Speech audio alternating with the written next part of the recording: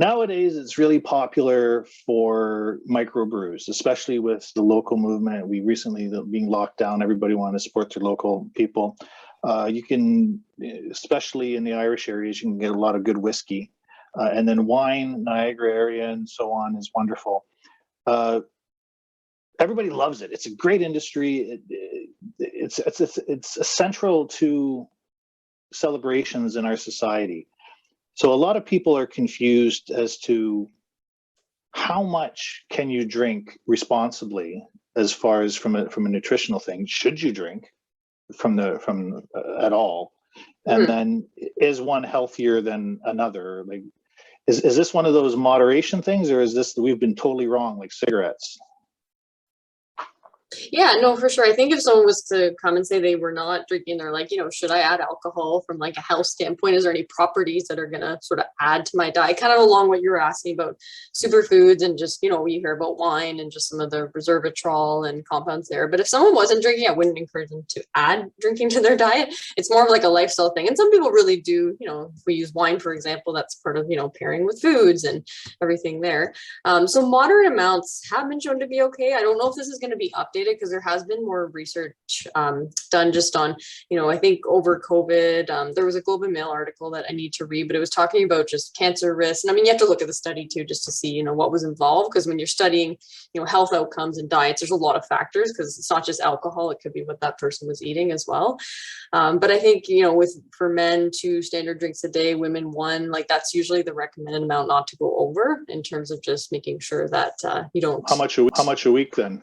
Adverse. So that would be basically like 7 standard drinks. And then a standard drink I should define as, 5 ounces of wine, which is not very big. If you actually were to measure out what 5 ounces of wine looks like in a glass, it's quite small. And then, for beer, I think it's 12 ounces and then 1.5 ounces of liquor. So yeah, I think it's 1 for women, 2 for men. So that's anywhere from 7 to 14 drinks in a week. But it's hard. I think from a calorie standpoint, because I think sometimes we don't think about it, because, it doesn't make you feel full, right? Because you can, alcohol. And then I work with a lot, like I was saying, weight management. So I always just try to get with, like what's the smallest amount you need to feel satisfied? Like you can still include this and lose weight, but you have to almost balance that out. So if you're going to drink that day, you have to almost like swap calories for something else. And then you don't want to, miss out on any nutrients if you're trying to follow a lower calorie diet. Like you don't want to replace 300 calories of alcohol with something that you could get that's nutrient dense, for sure. So yeah, it's a balancing act. So something interesting about that is that let people understand is like, okay, so you've got a wine, you've got a whiskey, you've got a beer. There's calories in it. Where are the calories coming from? Like alcohol is derived from like the sugars, right? And then is it a carb? What is it? Like, how do you calculate the calories on that? Yeah, it's kind of like a standard. Like if we think about the calories per gram, I just kind of know it just from, again, back the nutrition background and calories per gram and just calculating that. Because if we think about carbohydrates, like it's for food, at least that's 4 calories per gram. And if we look at protein, it's the same. And then fats 9, and alcohol is actually 7. So it's like closer to the fat category. So it's like a pretty concentrated source of energy. And like you're saying, it just depends on the drink that you're having, because beer, it would come, from carbohydrates, and then same thing with wine, the sugars in it, that would be contributing to calories. So yeah, it's the way that it's processed, for sure. So someone that says to me, oh, I'm just having vodka and there's no calories in this, they're full of it. Yeah, they still have calories, right? Because like a standard drink, like vodka would be the lowest. So say like someone was coming to me and was like, okay, from a calorie standpoint, what drink should I choose? And if they're saying, vodka with something that's calorie free, if that's like, diet soda or something else, then that would be about 90 calories per standard drink.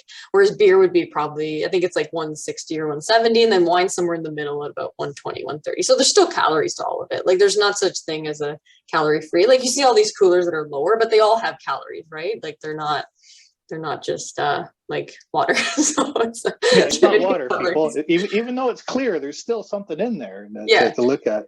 Yeah, and your body has to process it, right? It has to break it down, has to metabolize it, and then it can contribute. Like I have seen that where that's gone up, and people have seen changes in their weight, because it doesn't make you feel full, right? But it's adding additional calories. You just want to be mindful of where when am I drinking? How do I fit this in within my plan that day, and make it work? But yeah, you want to just be careful in amounts, for sure.